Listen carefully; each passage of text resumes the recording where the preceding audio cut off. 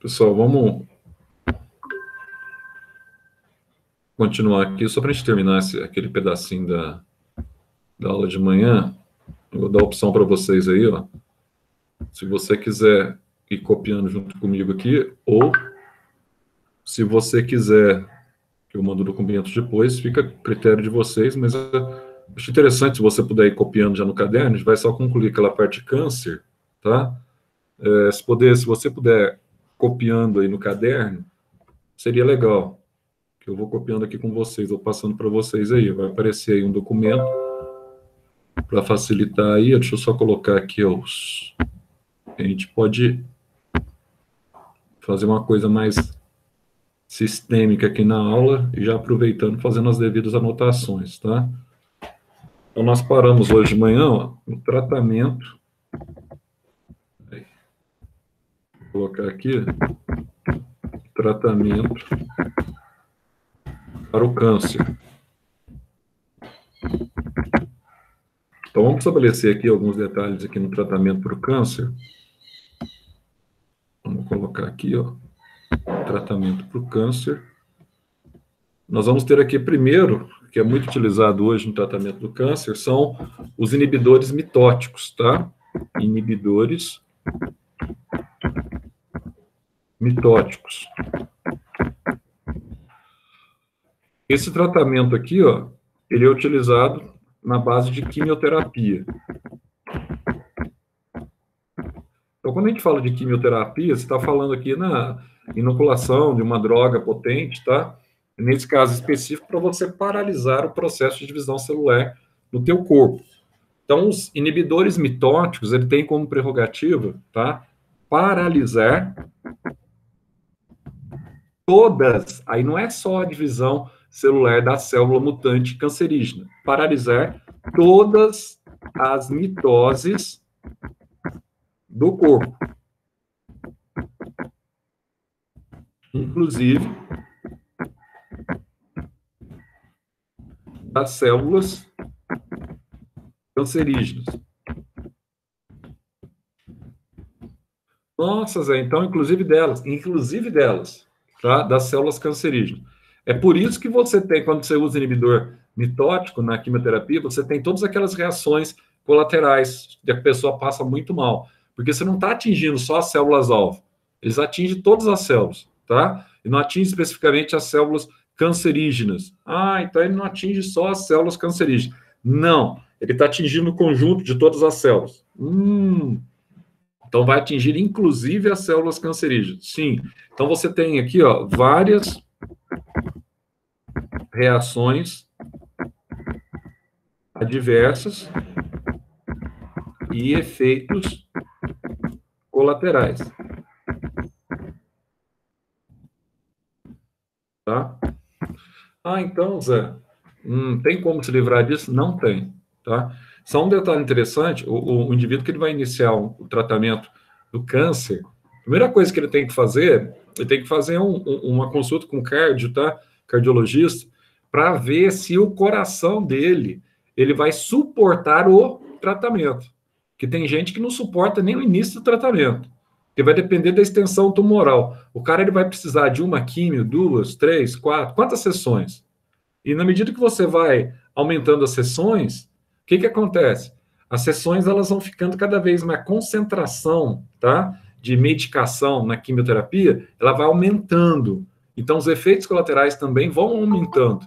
Ah, Zé, será que eu vou suportar tudo isso? Eu vou aguentar? Então, aí vai depender, tá, da pessoa. Mas não é fácil, não. Tá? Não é fácil você sair dessa situação, não é fácil você passar por essa situação, da situação que envolva aí o câncer. Não é fácil, tá? Então, você tem essas condições aí, ó. E outro detalhe, Zé, um tratamento hoje que está sendo bastante testado e utilizado são os inibidores de angiogênese. Isso aqui é muito legal, tá? Caríssimo, mas olha só. Qual que é a função desses inibidores de angiogênese? É evitar a vascularização do tumor. Isso aí já é uma etapa muito importante para o tratamento de câncer. Quando a gente fala de câncer, nós estamos falando de mais de 100 tipos, tá, de patologias que envolvem esse nome. Então, não é assim, você vai pegar, ó, vou pegar uma pílula mágica aqui, vou resolver o meu problema de câncer. Não é assim que funciona, não sei se vocês lembram aquele período que começou até a ser discutido, que o cara tinha descoberto uma pílula para o câncer. Evidente que não é assim. É uma doença genética, tá? É uma mutação que é uma resposta do próprio corpo. Então não é uma pílula mágica que responde. Mas, por exemplo, os inibidores de angiogênese, eles impedem, eles tentam bloqueiam, vou colocar assim, ó, bloqueiam o processo de vascularização do tumor, de vascularização do tumor, evitando o que nós chamamos, então, do quê? De metástase, tá? Isso aqui é um ponto muito importante, evitando a metástase. Então, Zé, esses inibidores de angiogênese é um dos mais badalados ultimamente, tá? Um dos mais badalados. Bom, o que mais que eu posso tentar aqui fazer para o câncer? Bom, você pode tentar também o processo cirúrgico, né? Muitas vezes, o médico ele vai indicar o processo cirúrgico. Nesse caso aqui, ó, qual que é o objetivo dele? É tentar erradicar o tumor e a área, tá? A margem de segurança daquela área que ele pode estar ali já enraizando, formando seus vasos sanguíneos. Então, você vai ter aqui a extradição do tumor. Vou chamar aqui, ó, com uma margem de segurança. Tá? Então, o processo cirúrgico, muitas vezes, ele é adequado, dependendo já do tamanho do tumor. Tá com tumor na mama pequeno, tá? Aí é uma discussão, tá? Então, alguns médicos, eles acham que tem que remover, outros esperam que, por exemplo, se a pessoa tiver a condição de realizar a apoptose celular, para esperar um pouquinho para ver se a pessoa, ela própria, o sistema imunitário dela vai erradicar aquele tumor. Tá? Aí vai da visão do oncologista. E tem um processo que a gente chama de radioterapia.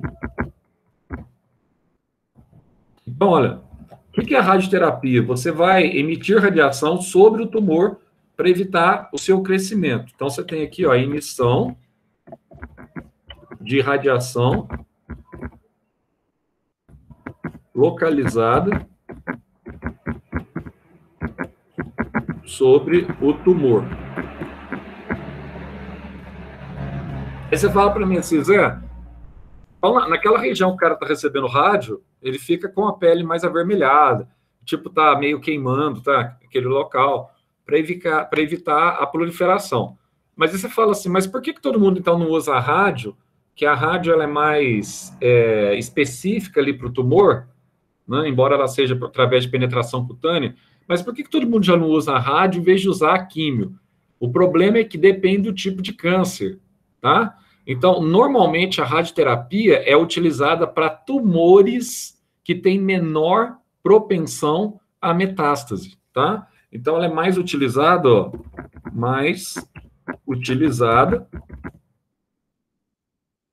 em tumores com menor propensão à metástase. Então alguns tem que ser a químio mesmo? Tem. Só que aqui no Brasil a gente usa essa químio generalizada, né? Que você pega o corpo inteiro. Tem outros tratamentos para o câncer também, que dependendo do tipo de câncer, ele responde à cápsula, que é uma químio mais específica, tá? Para conseguir paralisar aquele tumor. Então aqui você tem, então, essa radioterapia. E quais são esses tumores menos propensos? Tem um aqui, ó, que dá sempre nessa região da tireoide aqui, ó, tumor na tireoide, é mais raro acontecer dele espalhar. Então é mais fácil você controlá-lo com rádio, tá? Inclusive você usa iodo aqui também, aplicação de iodo. Muitas vezes você tem que tirar a glândula, tá? Depois você faz o complemento hormonal, mas você pode paralisar o tumor somente com rádio. Tá? Normalmente não tem problema de metástase. Então, vou colocar aqui, ó, tumor, por exemplo, que é um típico, tumor na tireoide.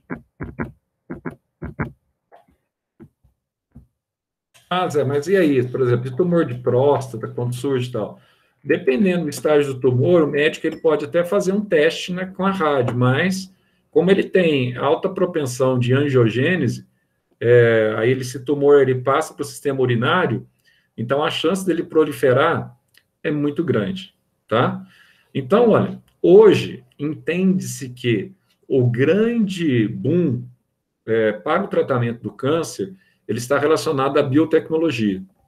E é interessante que, a partir do momento que você tem essas vacinas da Pfizer, da Moderna, que tem como base a biotecnologia para a difusão dessas vacinas, então nós estamos aqui num avanço muito interessante com relação à questão do câncer também, tá? Que é uma expectativa muito grande futuramente você trabalhar aí com a manipulação de determinados tipos de genes cancerígenos para que você possa evitar ou possa minimizar os efeitos, tá, do câncer. Hoje, digamos que grande parte dos cânceres, eles são curáveis.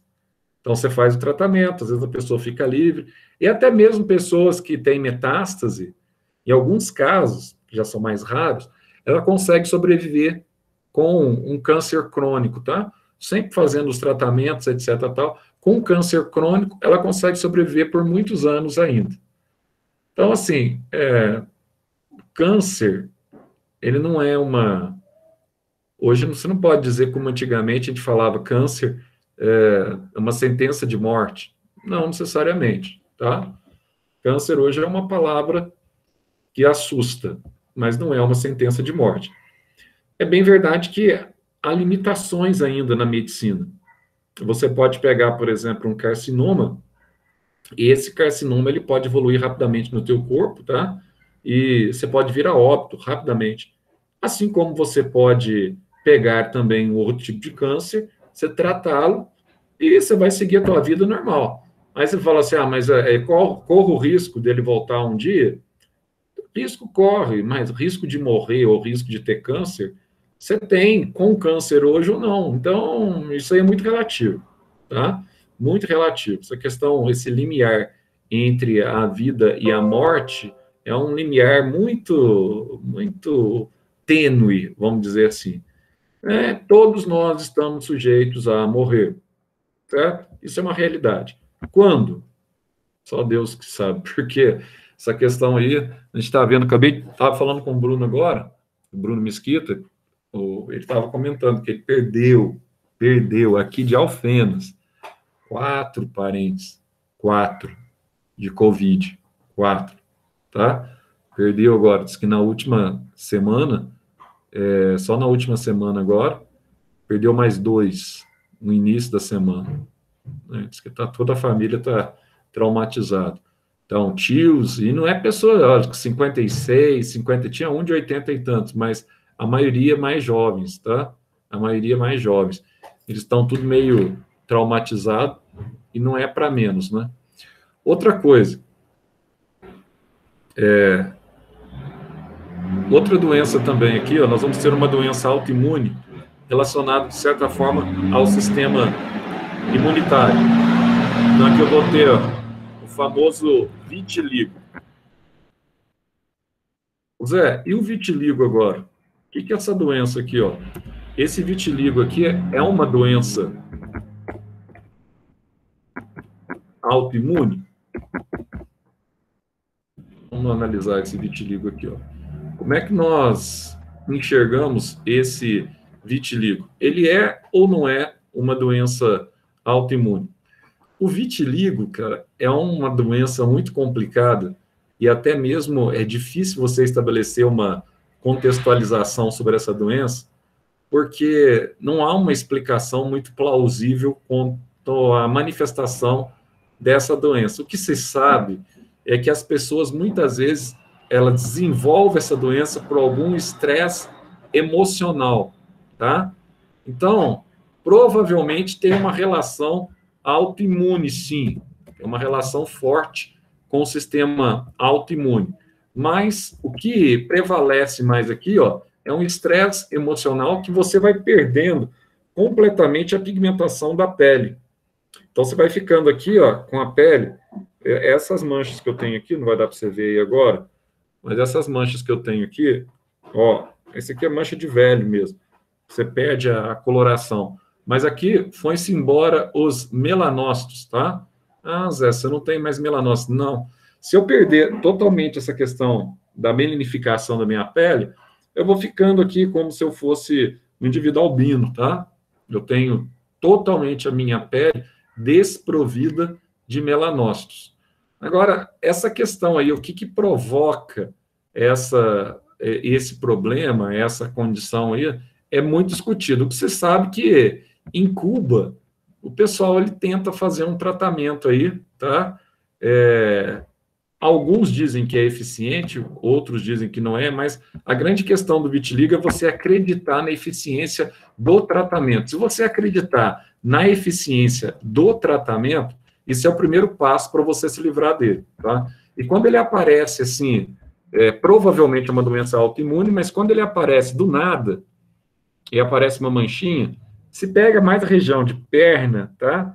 Ou mais na região do quadril, né, a pessoa não fica tão impactada, embora fique um pouco. Mas se pega rosto, a pessoa fica extremamente impactada, muitas vezes, tá? Porque vai perdendo a pigmentação, e aí você fica com áreas da pele com pigmentação e outras áreas sem pigmentação. Então, assim, se você conseguir um equilíbrio psicossomático, de você conseguir um autocontrole, etc., tal, tem situações, tá, na literatura que comprovam que houve uma regressão daquelas manchas, só para um equilíbrio psíquico. Ah, então pode haver uma regressão das manchas? Sim, pode haver uma regressão das manchas. Agora, você falar assim que tem um remédio milagroso para você resolver esse problema, tá? Pelo menos que eu tenha conhecimento até então, ou que eu já tenha lido sobre isso, você não vai ter, tá? Então, você vai ter ali um controle, essas manchas, às vezes, elas aumentam, e, de repente, se você consegue um equilíbrio psíquico, ela acaba diminuindo um pouco, essas manchas, tá? Mas o que caracteriza de forma contundente é esse problema da hipopigmentação. Ah, então, Zé, está associado com esse processo de hipopigmentação. Está associado, e para isso parece que não tem uma saída plausível, não existe uma pílula mágica, não existe um creme mágico que vá resolver essa questão aí pautada no vitiligo, tá? Então, todas as doenças, que nós vamos estudar isso aí também, sistema nervoso, você vai ver que o nosso sistema nervoso, ele pesa muito contra a gente. Olha, você é o principal desencadeador das maiorias das patologias que te afligem. Essa é a verdade, tá? Ah, Zé, eu tenho uma, sei lá, tenho uma úlcera, ou eu tenho uma gastrite, ou eu tenho uma esofagite. Você vai no médico, ele vai te chamar aquilo de pangastrite emocional, ou úlcera gástrica de natureza nervosa. Então, qual é o fator que está desencadeando aquilo? O fator é a sua própria cabeça, que está estimulando um hormônio chamado gastrina, que está liberando mais HCl no teu estômago, e começa a corroer a parede do teu estômago. Agora, o problema está na tua cabeça. É que eu falo, a maior parte das pessoas, o problema médico delas é resolvido através da psiquiatria. Ah, mas não é através de outro. Não, não adianta. Você tem que primeiro conversar com o psiquiatra para ver se a tua cabeça é boa. Porque você pode tratar o teu coração, você deve tratar se você tem problema, você pode tratar os seus rins, você pode tratar o seu estômago, você pode tratar qualquer parte do seu corpo. Mas se você não tratar a sua cabeça, muitas vezes é o elemento desencadeante. Então, o médico ele tem que atuar nos seus neurotransmissores para tentar regular, para você conseguir ter uma estabilidade, tá, de manifestação desses neurotransmissores. Bom, aqui nós terminamos essa parte da aula. A gente vai começar agora na aula, se não me engano, é a aula 10 mesmo, né? Aula 10, não, aula 11, Biologia 2, seguindo aí na Biologia 2, sem perder de vista a Biologia 2, tá? Então, aula 11, Biologia 2, para falar um pouquinho, ou começar a falar sobre sistema muscular. Então, vamos falar aqui sobre sistema muscular. Quando a gente vai falar sobre sistema muscular, primeiro, a gente vai dar um foco especial, tá, para os tecidos, que nós chamamos de tecidos musculares. A gente vai começar falando devagarzinho, vai, né, abordando esses aspectos aqui, ó. Só que tem uns detalhes aqui que a gente vai mencionar com vocês.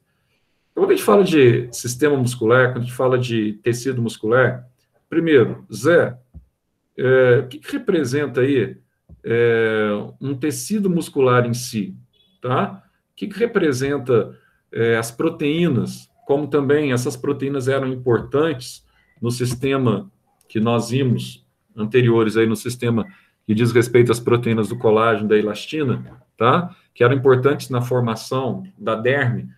Quão importantes são essas proteínas ou outras proteínas são importantes nessa formação do sistema muscular? Quando a gente fala de actina, quando a gente fala de miosina, como é que nós entendemos essas questões aí pautadas nesse sistema muscular, que é um sistema tão importante? Então, uma coisa que a gente tem que deixar clara, que você não pode esquecer, é toda vez, vou voltar a falar sobre isso agora para a gente relembrar aquilo que nós já falamos anteriormente, toda vez que nós estivermos falando sobre essa temática de tecidos musculares, sistemas musculares, nós vamos ter aqui um detalhe interessante. Falou em fibra muscular, nós estamos falando aqui, tá, de células que estão no estágio que a gente chama de estágio G0. Zé, o que é esse estágio G0? Bom, esse estágio G0 é o estágio que não há mais mitose. Então, aí você pensa comigo, tá? Se não há mais mitose, o que vai acontecer? A partir do momento que você tem uma célula altamente diferenciada, que ela não permite mais a manifestação do processo mitótico, você não vai ter mais como repor essa célula se eventualmente você perdê-la. Se não tem como mais você repor essa célula em caso de perda, então essa célula ela não pode se regenerar mais. Então deixa eu entender. Toda vez que a gente falar em tecido muscular, toda vez que a gente falar em tecido nervoso, quando a gente fala em situação G0, significa que tanto no tecido muscular quanto no tecido nervoso, você não tem capacidade de regeneração, tá? Quem regenera, primeiro, alta capacidade de regeneração, tecido epitelial, tá? Outra também, grande capacidade de regeneração, embora esse é um tecido que sofra aí várias diferenciações, que nós estudamos recentemente, que é o tecido, tá? Tecido conjuntivo, que é o tecido mais presente no nosso corpo.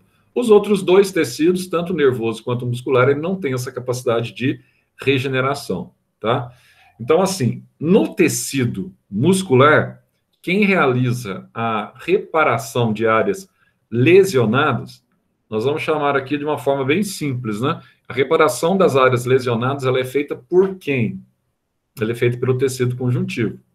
Daí aquela razão que nós vimos, né? O porquê da formação da cicatriz. Já no caso, tá? Do tecido nervoso, você tem também células específicas que realizam esse processo de cicatrização. Então eu tenho células específicas que atuam na cicatrização do tecido nervoso. Sim, você tem algumas células específicas das neuróglias ou dos gliócitos que eles atuam, então, nesse processo de cicatrização. Então, assim, né, Zé? Sim. Mas como agora a aula é tecidos musculares, vamos dar uma olhadinha aqui quais são as características, tá, desse tecido muscular. Então, olha só.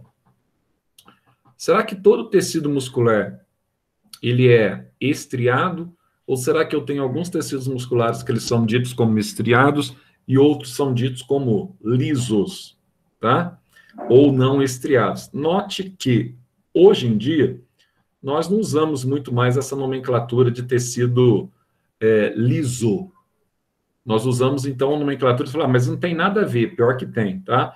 Não estriado, e não esse nome de liso, tecido não estriado. Nossa, que legal, Zé. Então, você tem um tecido não estriado? Sim, tem um tecido não estriado, que é o tecido liso, e nós vamos ver também aquele tecido que é responsável pelas contrações que nós temos no nosso corpo, que nesse caso é o tecido estriado, tá? Então, olha só, tecido muscular.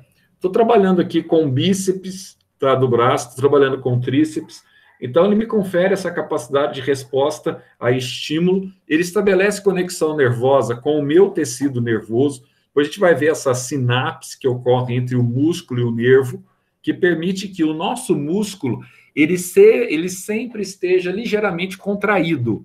Ah, mas se eu estiver dormindo agora, Zé, você pode estar dormindo que seu músculo vai estar ligeiramente contraído. É verdade? É. O teu músculo nunca ele está em completo repouso. Ah, por quê? Porque se o teu músculo ficar em completo repouso, isso significa que ele perdeu a conexão com o sistema nervoso. Se ele perdeu a conexão com o sistema nervoso e você tem o total repouso do seu músculo, aí nós falamos que você está tendo, então, o que nós chamamos de atrofia muscular. Ah, então meu músculo ele vai atrofiar-se. Sim, simples assim. Ele vai sofrer atrofia. Zé? Vou dar um exemplo para vocês. Pega uma pessoa que teve uma lesão na coluna vertebral. E essa lesão na coluna vertebral, ela desencadeou um problema sério, tá? Nessa pessoa. Ah, então, Zé, eu tive uma lesão, eu tive um problema, e essa pessoa ela perdeu o movimento da cintura para baixo. Por que se ela perdeu o movimento da cintura para baixo, por que ela tem esse comprometimento no sistema muscular? Porque não tem mais conexão entre músculo e sistema nervoso. Se ela perde essa conexão, ela perde a capacidade de movimentação. Se ela não consegue andar mais e não tem essa conexão, o que vai acontecer com o músculo das pernas dela? Vai atrofiar. É por isso que é muito importante as pessoas que têm uma paraplegia, tá? Elas sempre estar ali fazendo exercícios físicos naquela região. Por isso que às vezes tem até fisioterapeutas, etc., para fazer exercícios naquela região, para mudar esse estado ali de atrofia muscular que a pessoa vai passar, tá?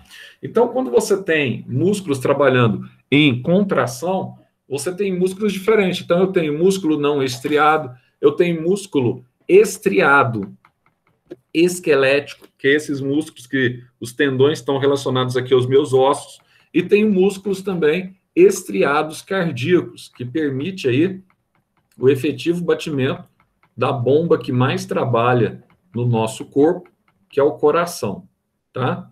Então, vamos entender um pouquinho aqui quais são as características desse tecido muscular. Lembrando vocês que quando nós falamos de algumas características do tecido muscular, nós não usamos muito a nomenclatura, que é muito comum a gente usar, né? Aquela nomenclatura que nós falamos assim, quando está falando sobre tecido muscular, célula muscular, por exemplo, tá? Na verdade, nós não falamos muito células muscular, nós falamos mais fibras, tá? Fibras musculares.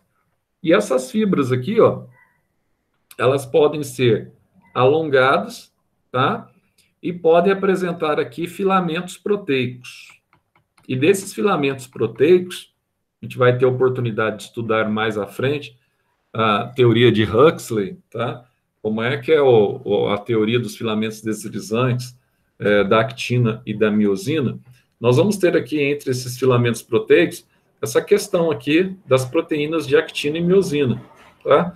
Então, olha só, quando eu tenho uma banda, que a gente vai chamar aqui de banda A, ou banda A e banda I, eu vou ter aqui filamentos finos de actina, imbricados com filamentos grossos de uma outra proteína, que fica na posição central do sarcômero ou do miômero, que permite, então, a movimentação do músculo no momento da contração. Você tem aqui, ó, a diminuição da faixa H, e no momento que a gente vai ver também, no momento do relaxamento, você tem o alongamento e o distanciamento dessa faixa H.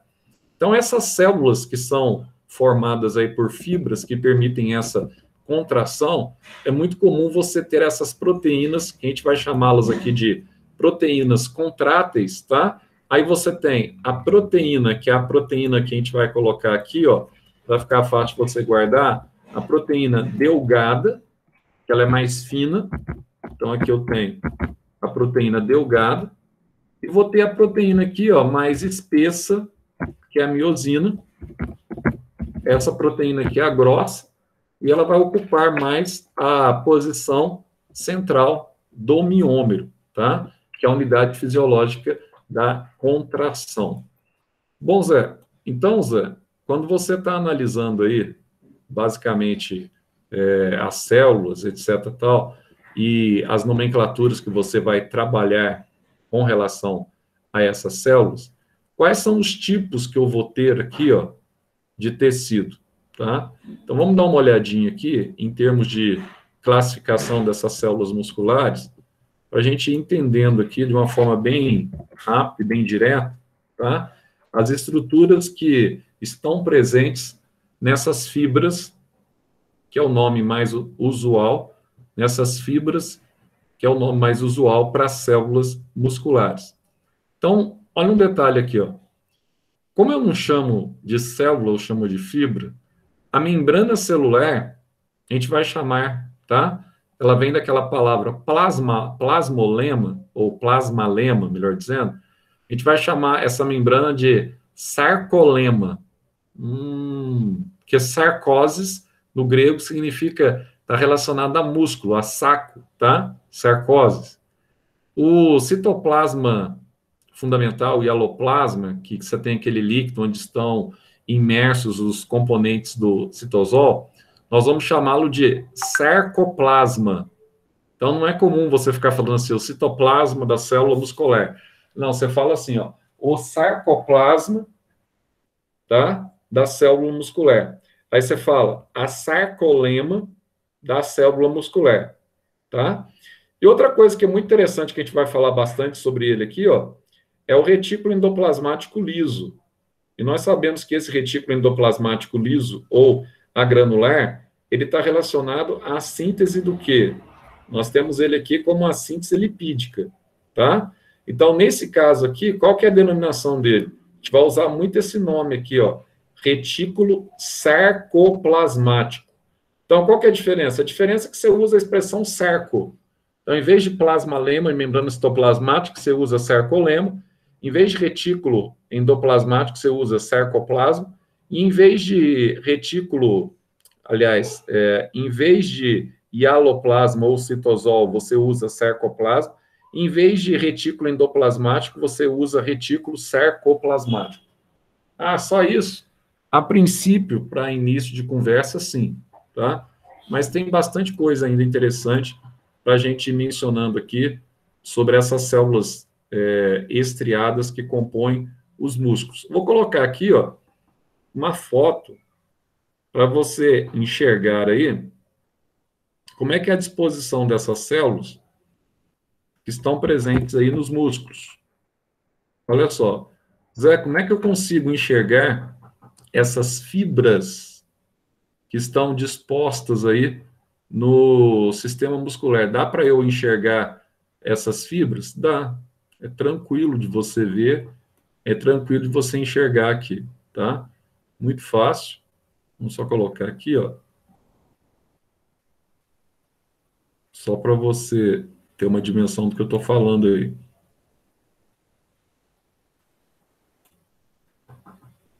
Vou colocar aqui, ó. Você vai ver aqui como é que são essas fibras. Tá aí, ó. Tá vendo que quando você aproxima, isso aqui eu posso pegar até uma carne no açougue, tá?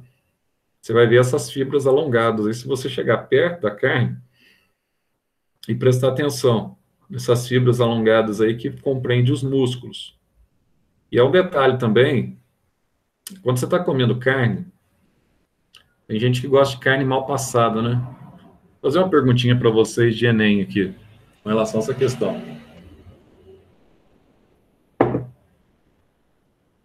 Essa carne mal passada, o pessoal fala que a carne é mais suculenta. Aquilo que o pessoal está comendo ali, que lá é sangue ou não? Quando você corta aquele bife assim, ó, parece que tá saindo aquele caldo vermelho. Aquilo Não é é não, Zé. sangue? Hum? Não é não. Não é sangue, exatamente. Não é sangue, tá? Hum. Então, se não é sangue, o que que seria aquilo, hein? Tem Ô muita Zé, gente. mas se não é sangue, o tecido não é vascularizado? Não, é vascularizado, mas ali você já deu uma tostada na carne, né? Você não está comendo a carne crua, tá? Mas você está comendo a carne que o pessoal chama mal passada, né?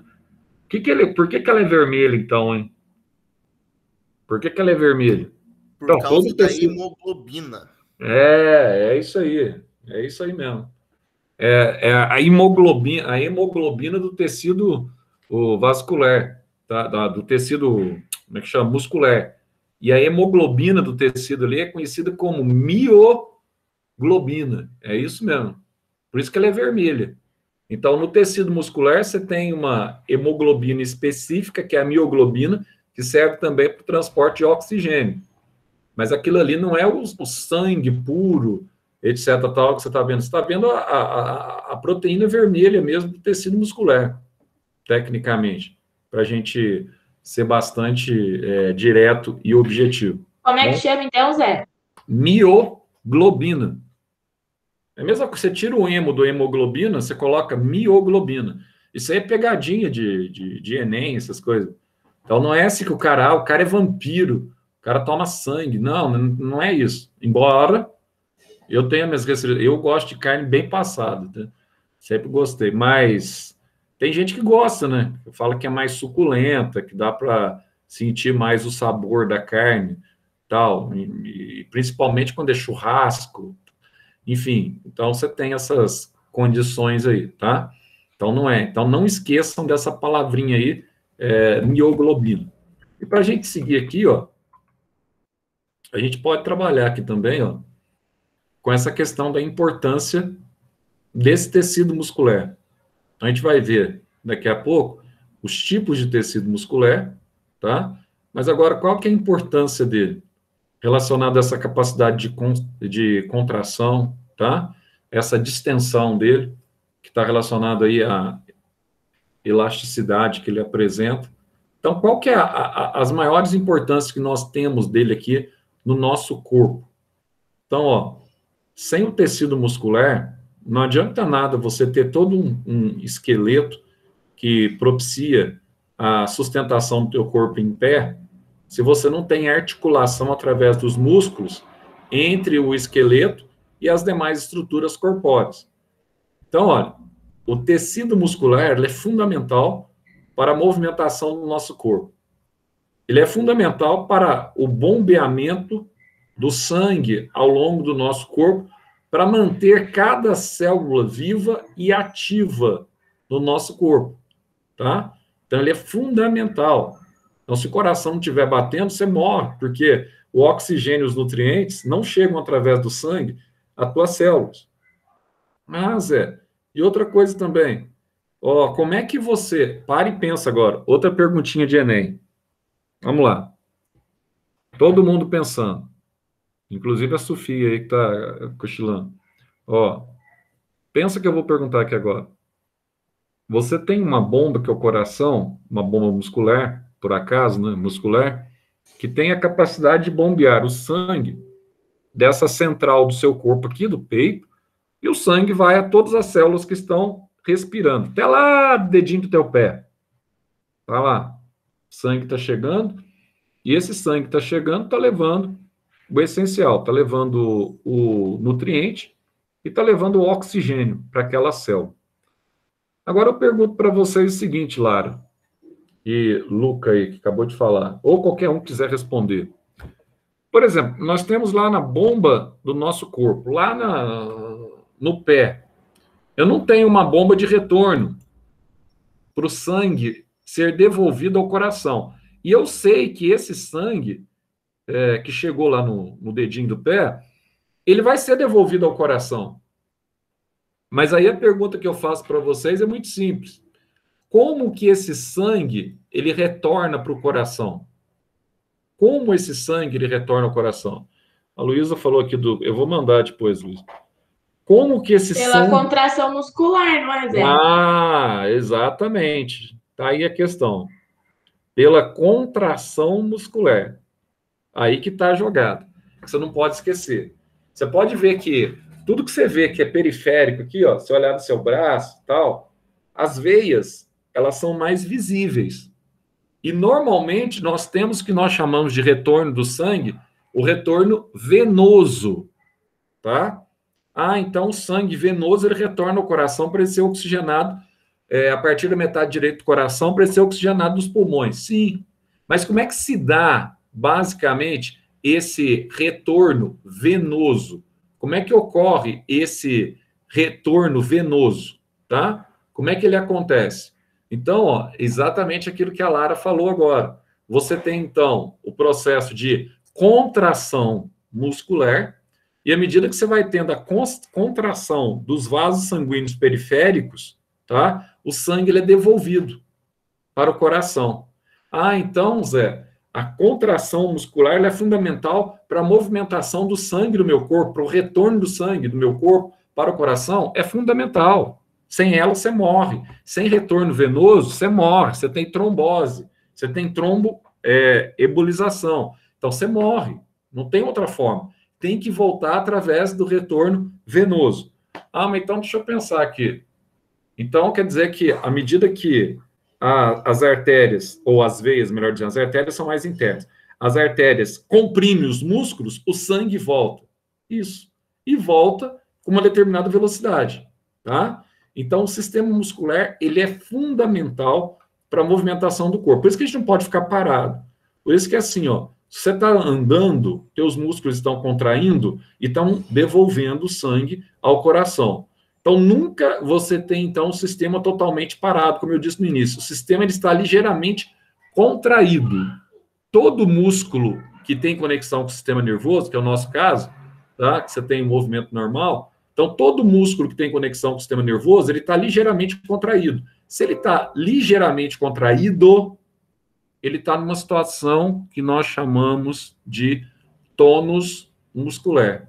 Então, ligeiramente contraído significa que ele está em tônus muscular. Significa exatamente isso. Tônus muscular. Significa tônus muscular que o músculo nunca ele está diretamente paralisado. Só vai estar numa pessoa que tem dificuldade, tá, de locomoção, porque é paraplégica ou porque é tetraplégica, teve uma lesão na cervical, só mexe com o pescoço, etc. Tá? Então, olha só. Outra coisa. Garantir o que nós chamamos de estabilização do corpo. Ah, então, olha só. O músculo, ele é o agente fundamental, junto com o esqueleto, para permitir que o nosso corpo pare em pé. Então, ele tem todo um quê gravitacional também que favorece essa condição do funcionamento do esqueleto. Então, olha só, esqueleto sem músculo para nós não funciona e o inverso é verdadeiro. Agora, para alguns animais funcionam. Se eu pegar, por exemplo, os anelídeos, eles não têm um sistema muscular ósseo nem cartilaginoso, até porque são invertebrados, mas eles têm um túbulo músculo-dermático eficiente que permite, por exemplo, as minhocas se deslocarem tranquilamente. E esse tubo músculo-dermático, eles acabam que exercendo, de certa forma, um papel esquelético para esses animais. Então, não só a estabilização do corpo, mas também a manutenção da postura corporal, tá? E também, veja só, né? O músculo, por causa da sua elasticidade, ele permite o crescimento também de certos órgãos. Por exemplo, quando você é um bebezinho, teu coração é de bebezinho, o teu fígado é de bebezinho. Mas à medida que você vai crescendo, não são só as suas células que crescem por hipertrofia celular. Os seus órgãos crescem, tá? Junto com as suas células. Então, ele atua diretamente nesse processo de crescimento. Tá? E se ele é um fator de movimentação, quando você está correndo, quando você está praticando uma atividade física, até mesmo quando você está caminhando, você está produzindo calor através da sua contração. Se eu estou produzindo calor, no meu caso, no seu caso, que nós somos animais, tá? endotérmicos, nós mantemos a temperatura corpórea em um nível constante, então ele é fundamental para nos manter, tá, na nossa homeostase em sentido aí equilibrado. Nossa, Zé, então tem muita coisa sobre o sistema muscular. Tem, né? Na medida que sem músculo e sem movimentação, você não sobrevive. Não sobrevive nem da perspectiva aí sanguínea. Ah, Zé, eu não consigo sobreviver nem da perspectiva sanguínea. Não, você não consegue. E nem da perspectiva também aqui, ó, tá? Da perspectiva de movimentação mesmo. Você fica, então, inerte, fica parado. Mas e aí? Quais são os estilos, os tipos e onde estão os tipos de músculos que nós temos em nosso corpo? Quais são os principais tipos de músculo que nós vamos ter aqui? Como que esses músculos, eles são classificados, tá? A partir de que situação que nós vamos ver aqui, ó. Quando que eu tenho um tecido muscular que nós chamamos de estriado esquelético aqui no braço? Quando que eu tenho um tecido muscular não estriado? E quando que eu tenho um tecido muscular, tá? Estriado cardíaco? Quanto que nós temos cada tecido desse? E a gente vai mencionar cada um deles aqui de uma forma bem objetiva. Mas antes disso, é imprescindível que vocês prestem atenção aqui, ó, nas formas aqui que nós temos dos músculos, para você conseguir enxergar, deixa eu colocar aqui, para você conseguir enxergar de uma forma mais concisa aquilo que eu estou falando. É fundamental você ver o que está acontecendo aqui. Deixa eu colocar ele aqui, deixa eu colocar o desenho para vocês aqui, ó.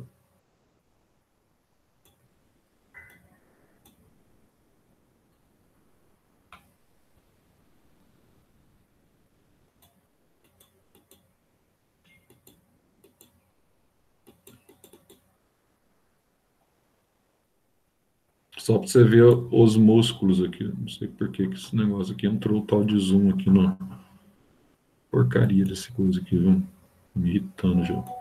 Espera aí. Agora vai.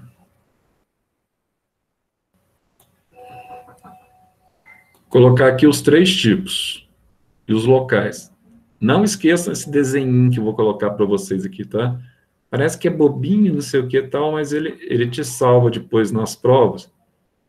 Nessa parte de histologia e nessa parte de fisiologia muscular. Olha só que legal. Vamos ver se vem. Aí, ó. Olha só. Olha a diferença que eu tenho aí, pessoal.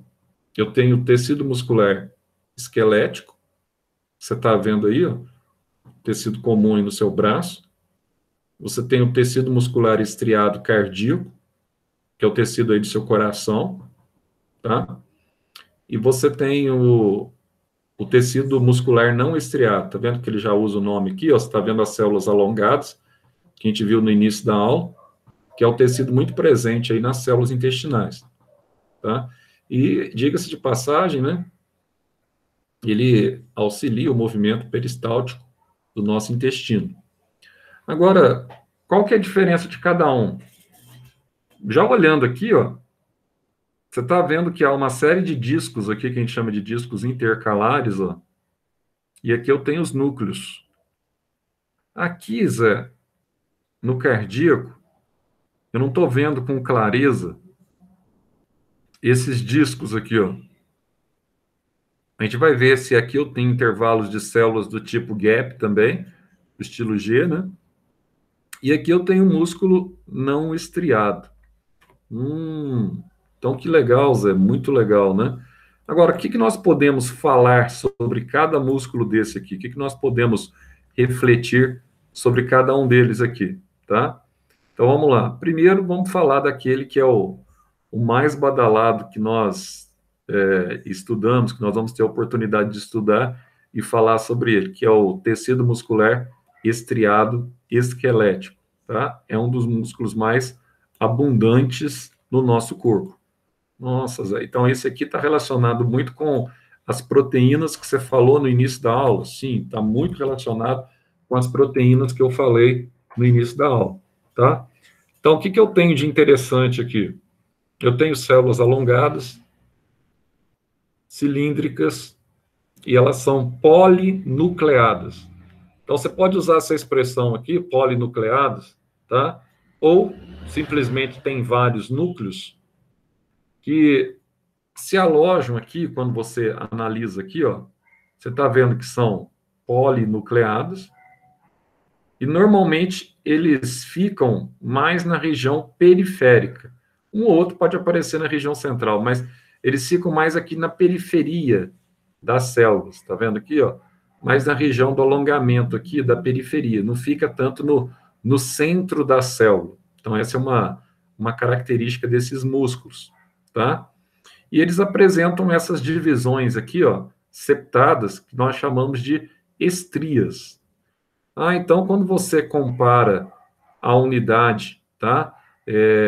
A unidade que estabelece a contração muscular, fisiológica da contração muscular, eu estou aqui, na verdade, ampliando esse intervalo que você tem aqui duas estrias. É mais ou menos isso? Sim, é mais ou menos isso, tá?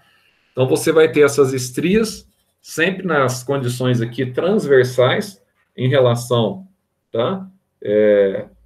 Ao tecido, à disposição do tecido. E você tem células aqui que podem ser células que vão até 30 centímetros, que pode ficar em 10 ou 100 micrômetros, tá? 10 a menos 6 aqui, tamanho bastante pequeno, metros. Cada fibra dessa aqui, ó, ela é formada por um feixe de filamentos que a gente vai chamar de miofibrila. E quem são os principais componentes dessas miofibrilas? Nós vamos ter aqui proteínas essenciais, além da proteína actina e miosina. Proteínas essenciais, inclusive, também no processo de contração muscular. Quem são essas proteínas? Eu vou ter aqui a proteína, que já falamos, miosina e actina, mas além da miosina e actina, eu vou ter aqui, ó, a tropomiosina e a troponina. Daqui a pouco a gente vai ver para que ela serve, tá? E aqui, ó, eu vou ter ainda, ó, a miosina e a actina, que são as mais presentes, que são as mais abundantes. Zé, mas essas proteínas, elas têm outras funções, tá? Além dessa condição de, que nós chamamos aqui, essa condição de contração, elas são importantes para outras condições aqui, além dessa condição de contração muscular. A gente vai ver essa condição, tá? Para que elas servem, qual que é a importância básica delas. Mas, além da contração, vamos dar uma olhada aqui, ó. Quando você olha aqui a contração primeiro, você vai ter as bandas aqui, só para a gente começar a trabalhar aqui com alguns conceitos fundamentais de músculo e de sistema muscular, só para eu explicar para vocês aqui, ó, quero que você entenda que as bandas e os filamentos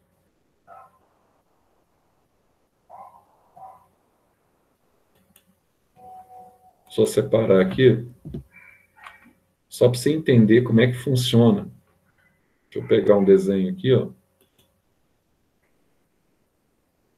Só para você entender como é que funciona o sarcômero, que é a unidade fisiológica da contração muscular.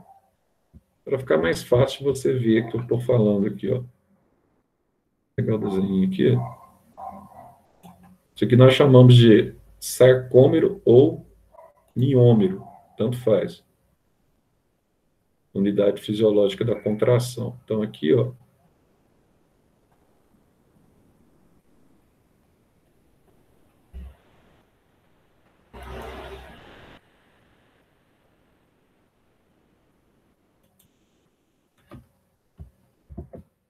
Só para você enxergar a miofibrila, aqui, ó, que dá para você ver legal, ó. Então, aqui você tem, ó, o trecho que compreende duas estrias. Tá vendo aqui? Igual nós vimos lá em cima. Esse trecho que compreende duas estrias, nós chamamos de sarcômero ou miômero. Você está vendo que nesse trecho aqui, ó, ele apresenta várias miofibrilas aqui dentro, ó. Nossa, Zé, é verdade, ó. Se você corta o músculo nesse sentido, você vai ver aqui várias miofibrilas.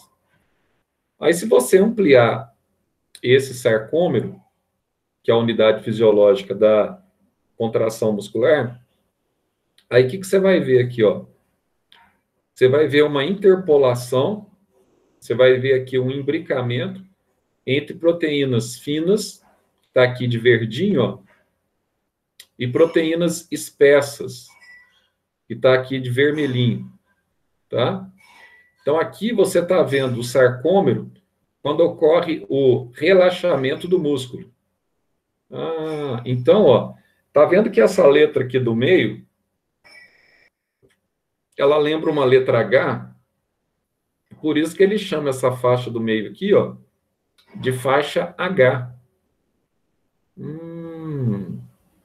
Aí essa faixa aqui, ó, ela lembra a letra I, vai chamar de semifaixa I. E também aqui ainda, ele vai ter a banda A, que representa aqui, ó, somente a parte ocupada pelas proteínas de miosina. Mas o que é interessante eu saber aqui, ó? O interessante você enxergar que quando o músculo está relaxado, os dois pontos aqui dos sarcômeros, eles estão distanciados entre si, tá? E quando eu tenho um músculo contraído, então no relaxamento, ó, eles se distanciam. Quando eu tenho a contração muscular, então, ó, esses discos que separam, tá, o músculo, as estrias que separam o músculo, no momento da contração, eles se aproximam. Olha só que legal aqui, ó. Olha como é que se aproximou aqui, ó. Aqui, ó, essa faixa aqui estava distante, ó. A distância entre as proteínas de actina, que é a proteína verde aqui, era distante no relaxamento. Olha só, no momento da contração, olha só como é que ela aproximou, ó. Praticamente ela quase não chegou a se tocar, mas ela quase se tocou. Então a gente fala que essa banda aqui, ó, essa faixa central, ela aumenta durante o relaxamento e ela diminui durante a contração. Nossa, Zé, que legal. Então vamos entender aqui o que ele está falando, tá? Então você vai ter aqui a faixa mais escura durante o processo de contração, que a gente chama de banda A. Enquanto que a faixa mais clara, a gente vai chamar de banda I. Então, a banda A em si, que é mais escura, que está aqui, que você está vendo, ó, ela é formada por esses filamentos de actina, ou, desculpe, de miosina, que são os músculos grossos, as proteínas grossas. E a banda mais clara, ela é mais formada por filamentos de miosina, tá? Que são esses mais fininhos que você está vendo aqui no sarcômero, tá? Então, você vai ter aqui, ó, banda I, actina, banda A, miosina. E no centro, você vai ter aqui, ó, a banda que a gente chama de faixa H, na região central, tá? Então, durante essa faixa H, que lembra a letra H aqui, ó, ela é formada apenas pela proteína de miosina. Então, se eu manter aqui durante o relaxamento, ó, durante a contração, você vai ter apenas a proteína de miosina, tudo aqui, ó, nesse processo, tá? Então, ó, por isso que a gente fala que no relaxamento você aumenta a faixa H e na contração você diminui essa faixa H. Mas só que acontece um detalhe aqui, ó. Você não pode esquecer, a gente vai trabalhar mais com isso depois na aula sobre o sistema muscular mesmo, tá? Mas aqui já dá para você ver um detalhe interessante, ó. Aqui eu tenho uma estria, aqui eu tenho outra estria terminal. Essas estrias terminais aqui a gente chama de estria Z. Então, durante o relaxamento, há um distanciamento entre as estrias Z. Durante a contração, há uma aproximação entre as estrias Z. Aí você não pode esquecer de uma situação bem simples aqui para você lembrar, tá? no momento da contração e do relaxamento, não há encurtamento nem esticamento das proteínas. Não esqueçam disso, que isso aqui é fundamental para vocês, tá? Não há nem encurtamento e nem esticamento das proteínas. O que acontece durante o relaxamento e durante a contração? Acontece que as proteínas, elas se deslizam umas sobre as outras. Então ocorre aqui um deslizamento, Então essa é a teoria mais aceita até hoje, essa teoria de 1960 e poucos, tá? Que é a teoria de Huxley, que ele diz que você tem o deslizamento dos filamentos deslizantes. Depois a gente vai falar aqui da contração muscular a partir do deslizamento, sem que haja encurtamento ou alongamento. Nossa, mas isso então é bem legal, né? Vai ver que é bastante legal. A gente vai ver também a função disso aqui para nós, tá? Principalmente pensando-se em Enem. Mas e aí, Zé? Esse é o músculo estriado, que nós chamamos de músculo estriado cardíaco, né, Zé? Aliás, músculo estriado. Agora, e o músculo estriado cardíaco e o músculo não liso, Zé? Como é que nós chamamos esses músculos, tá? Como é que nós entendemos esses músculos? Antes disso, como é que se dá a contração muscular nesses músculos, onde você tem aqui os sarcômeros? Como é que ocorre? Então, continuando aqui, ó, no músculo estriado ainda, então, olhando aqui, ó, eu vou ter também, ó, você tem aqui os sarcômeros, então, sarcômero é essa bandinha aqui, né, Zé? É o trecho entre duas estrias. Aí, essas unidades que estão se repetindo aqui, formadas por miofilamentos, são as miofibrilas. E as miofibrilas são compostas por duas proteínas, actina e miosina, tá? Então, você tem a parte que fica entre as estrias Z, que está aqui, você tem a banda I, que é formada pela actina, e você tem a banda A toda no centro aqui, ó, que é formada pela miosina, tá? Então isso aí é bem legal, né? Isso aqui é fácil também, né? Isso aqui é matéria de criança. Então, um detalhe aqui, como é que é o tipo de contração que a gente vai ter e quais são aí os elementos essenciais para essa contração nossa aqui. Então, vamos dar uma olhadinha aqui, ó. Então, olha só, músculo estriado. Nós temos a contração, ela é rápida, tá? Agora, que tipo de contração que eu vou ter aqui, Zé? Ela é voluntária. Ou, como chama aqui, não involuntária. Ou seja, ela é voluntária. Ela depende do teu sistema nervoso central. Eu quero pegar aqui, sei lá, quero pegar aqui esse mouse. Eu pensei, eu determinei, eu fui e consegui pegar esse mouse, tá? Que legal. Então, nesse caso, toda vez que você tem contração, nós estamos tendo aqui um encurtamento dessas duas bandas. O sarcômero encurta, mas as proteínas internas que formam esse sarcômero, elas se mantêm inalteradas. Elas deslizam umas sobre as outras, tá? Então, há encurtamento das estrias Z, do sarcômero total, mais as proteínas que formam de miosina e actina, elas deslizam, tá? E um detalhe interessante também, ó, que os músculos estriados esqueléticos, através de tendões, eles estão, então, presos, estão afixados nos ossos, tá? Que assim ele vai garantir não só a contração muscular, mas ele vai garantir também o movimento, tá? Aí, aqui tá errado, né? Aqui é se converta, né? É próclase, pô. Para que se converta em movimento, tá? Então, aqui você tem os músculos aí do braço, da perna, como, por exemplo, o bíceps e o tríceps, que são músculos voluntários de movimento, tá? e são comandados pelo sistema nervoso central. Então, vou colocar aqui, ó, estão sob o comando do sistema nervoso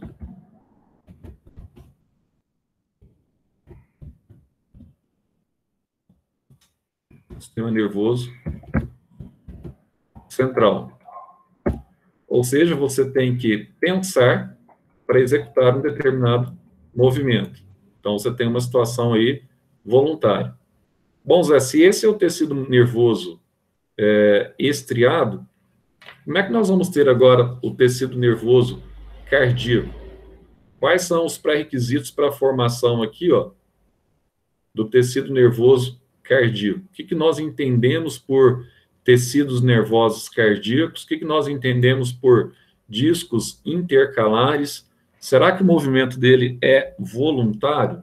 Será que é voluntário? Então, vamos lá. Ou será que ele é totalmente involuntário? Aqui você tem o tecido muscular estriado cardíaco, tá? Óbvio que ele está no coração. E ele vai apresentar aqui, ó, estriações em suas células, mas não tão contundentes quanto as do tecido estriado esquelético. As células são alongadas, apresentam ramificações, tá? E aqui você tem, nessas ramificações, você tem esses discos que nós chamamos de discos intercalares, que permitem intervalos entre as células, que estabelece aqui o intercâmbio também de substâncias, favorecendo a partir desses intervalos celulares. Então, nós temos aqui os discos tipo GAP, tá? Então, o que acontece com esses discos aqui? Eles têm a capacidade de transmitir sinais, de estabelecer o sincronismo no batimento do coração, tá? E ele bloqueia qualquer possibilidade da parada desse batimento sem que haja uma doença, um efeito colateral forte devido a uma medicação, né? Que aí sim pode parar diretamente o coração, tá? Mas eles atuam, tá? De forma diferente, porque eles não são mononucleados, eles são polinucleados. Eles podem ter um ou dois núcleos e não estão mais na região periférica, e sim agora eles ocupam a posição central do músculo. Nossa, Zé, que legal. Então, você tem essa condição de diferença aí nessa transmissão, né? Porque ele está diretamente vinculado ao sistema nervoso, tá? Só que é o sistema nervoso central? Não, não é o sistema nervoso central. Nós vamos ver aqui que é o sistema nervoso autônomo, nesse caso. Mas ele gosta aqui de as células se separem, pô. Então, tá aí, tá? Então, além de garantir esse sincronismo durante o batimento cardíaco, que atua tanto no processo de sístole e no processo de diástole, você vai ter, então, essa condição aí do músculo ser diferente quanto à presença de núcleos e quanto à presença, tá, desses discos intercalares que promove a separação dos sarcômeros ou dos miômeros desses músculos. E ainda nós temos aqui, ó, que essas contrações, ao contrário do músculo anterior, elas são involuntárias, tá? Então, você não precisa determinar um comando para que essas contrações aconteçam. Então, você não precisa mandar o seu coração bater. Ela vai bater, então, de forma involuntária. Mas, para não perder o hábito, que também é questão de Enem, será que eu tenho algum músculo no meu corpo que ele pode apresentar simultaneamente contração voluntária e involuntária? Ou será que isso não acontece? O que vocês acham? Tem ou não tem? Será que ele pode apresentar contração voluntária e involuntária o mesmo músculo? Isso está na cara, hein? Isso está na cara. E se tem um músculo que apresenta aí essas contrações aí, voluntária e involuntária? Me cita aí. Qual seria esse músculo? Sistema muscular. Deixa eu colocar.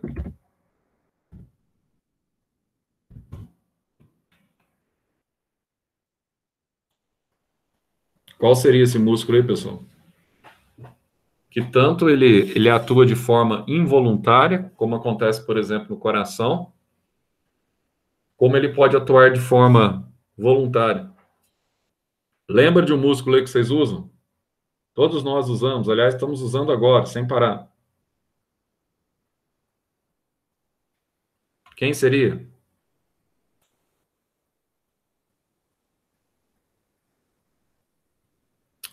Ô, Lara, Pois é, qual é o músculo que você utiliza para a tua respiração? o Thales falou diafragma aí no chat.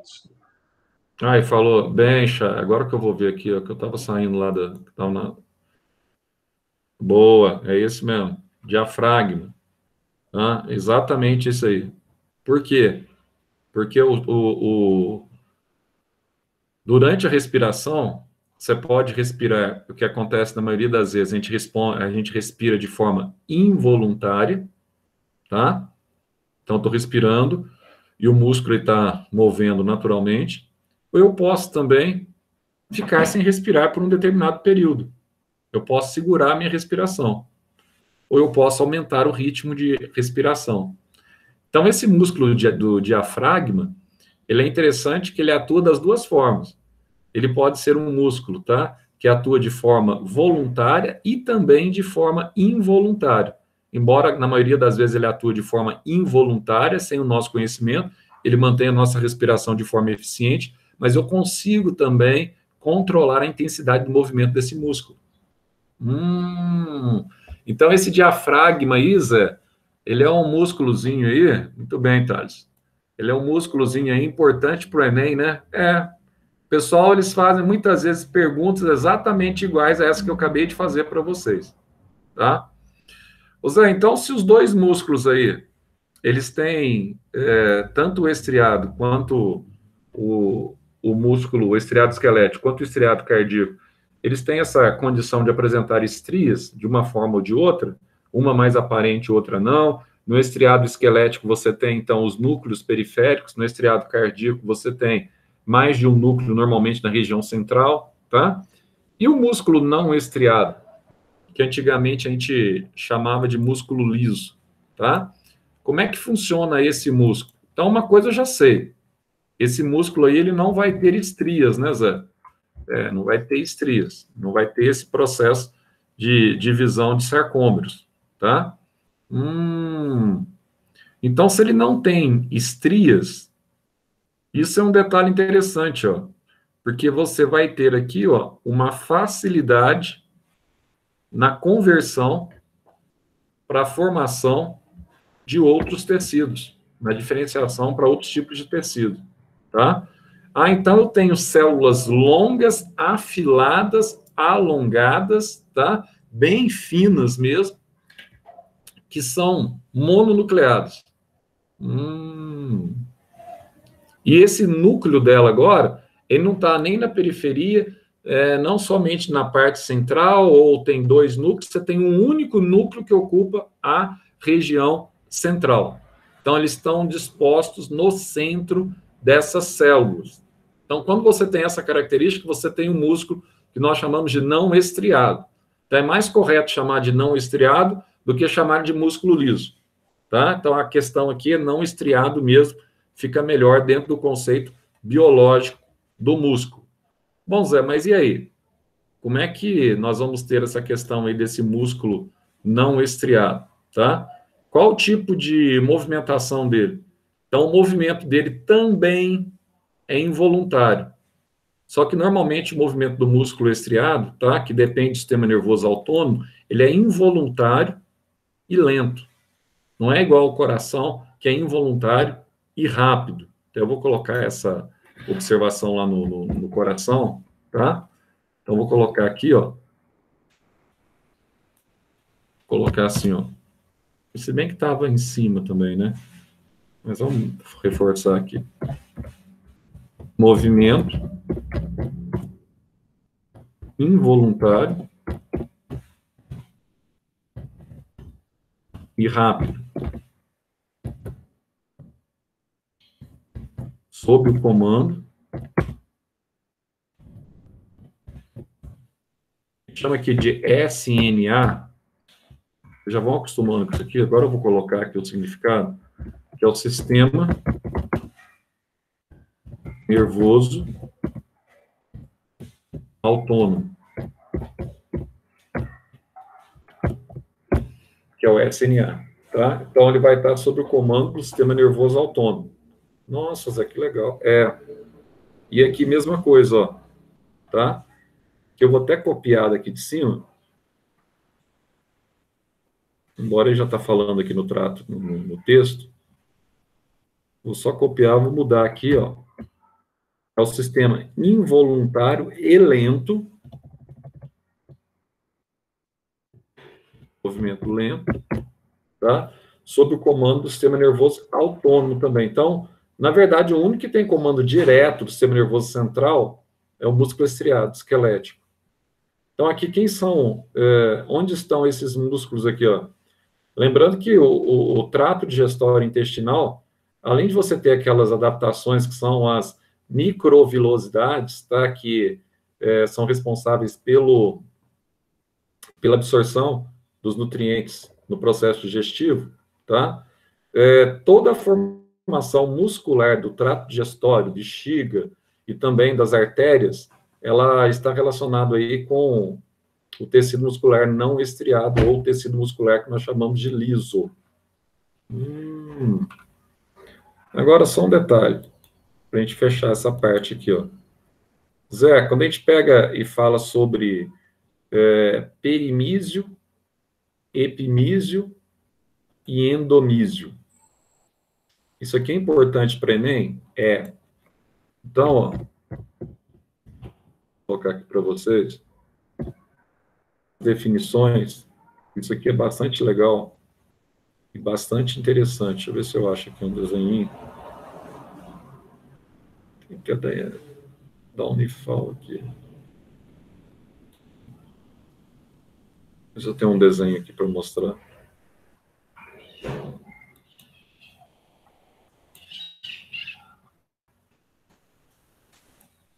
Desenho de feixe muscular. Deixa eu ver aqui. Se eu não tiver, vai ter na apostila aí.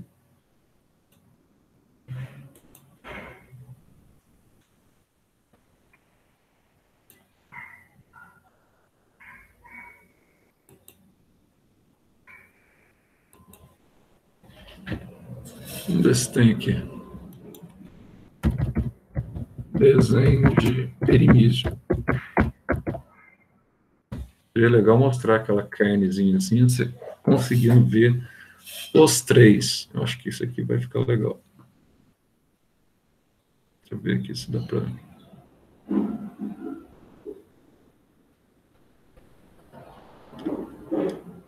Deu, que vai dar. Deixa eu colocar aqui para vocês aqui, ó. Print.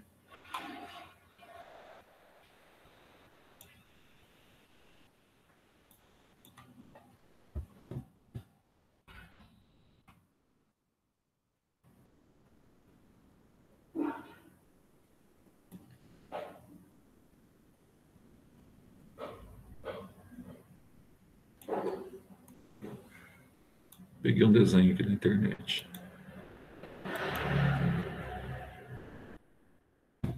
Ver se vai dar certo. Aí, ó. Olha só aqui, ó. Tô pegando aqui, tipo, você vai lá no açougue, pega lá um pedaço de carne lá, que tá no gancho do cara lá, etc, tal. Pra você enxergar aqui o músculo, tá? Estriado. Aqui dá para você ver claramente, ó, o que é o epimísio, o que é o endomísio e o que é o perimísio, tá? Nossa, Zé, então dá para eu enxergar, dá para ver aqui todas as estruturas? Dá para você ver todas as estruturas. Então aqui, ó, primeiro, ó, você tem essa estrutura aqui, ó, que protege o feixe muscular, tá vendo? Você tem essa estrutura interna aqui, ó, que protege todo ele aqui, ó, do músculo estriado. Aí você tem uma bainha que protege um conjunto de miofibrilas aqui dentro, ó. E aí você vai ter cada miofibrila dessa aqui, então você tem a bainha aqui, ó, protegendo o conjunto de miofibrila, tá? E cada miofibrila dessa aqui, em cada célula, eu vou ter um revestimento de proteção. Então, em cada uma eu posso ter um revestimento de proteção? Sim, eu posso ter um revestimento de proteção. Então, só para você entender, vamos só colocar aqui, ó, a definição. Então, ó, o epimísio, você vai ter aqui do grego epis, tá? É o feixe que vai proteger todo o músculo. É o feixe externo que protege todo o músculo. Então, isso é o epimísio, né, Zé? Vamos colocar aqui, ó. Ó, é uma camada de tecido conjuntivo que ela vai envolver todo o músculo. Ah, mas e aí? E o peri? O peri, na verdade, ele vai envolver um feixe de músculos, um feixe de miofibrilas. Só para você ver aqui, ó. Aí você vai ter aqui o perimísio. Você vai ter aqui uma quantidade de miofibrilas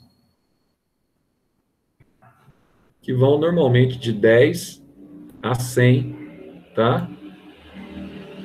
Conjuntos de fibras musculares. Então, vamos colocar aqui, ó. Mesma coisa. Você tem uma bainha de tecido conjuntivo que vai envolver aqui, ó, logo abaixo do epimísio, de 10 a 100 fibras. Então, aqui você tem aqui em cima no desenho, que você tem várias fibras, tá vendo? Então, tá aqui, ó. Essa parte interna dele é o perimísio, que nós chamamos.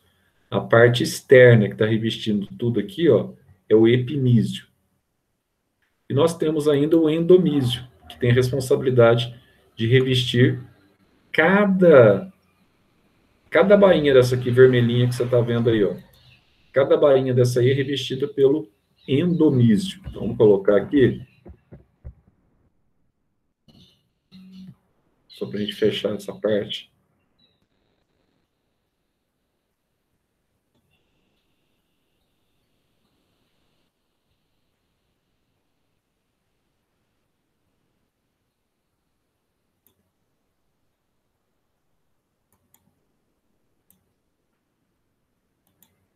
Então, tá aqui, ó. Você tem uma bainha, envolve cada fibrazinha dessa aqui, ó, tá? A gente vai chamar de endomísio. Aí você fala, Zé, mas isso aqui é importante para a gente? É de suma importância.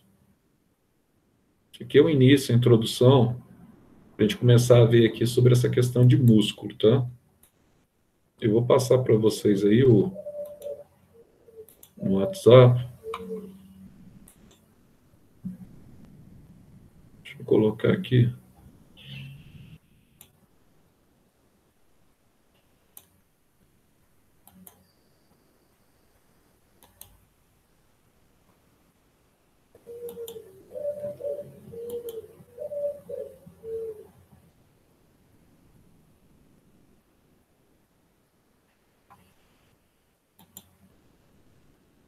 Vou passar no grupo aí já, ó.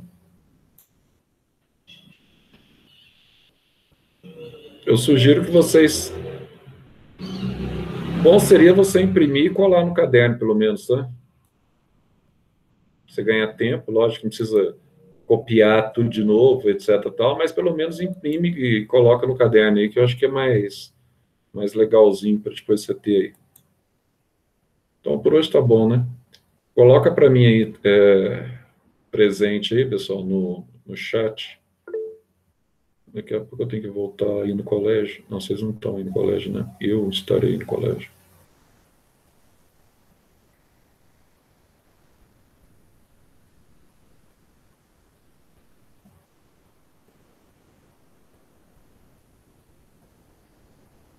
Beleza, então. Amanhã nos vemos com mais uma aula de Química, amanhã de forma presencial, na parte da manhã. Falou, Enzo. Até mais, meu Tchau, cara. tchau, Zé. Tchau. Até mais.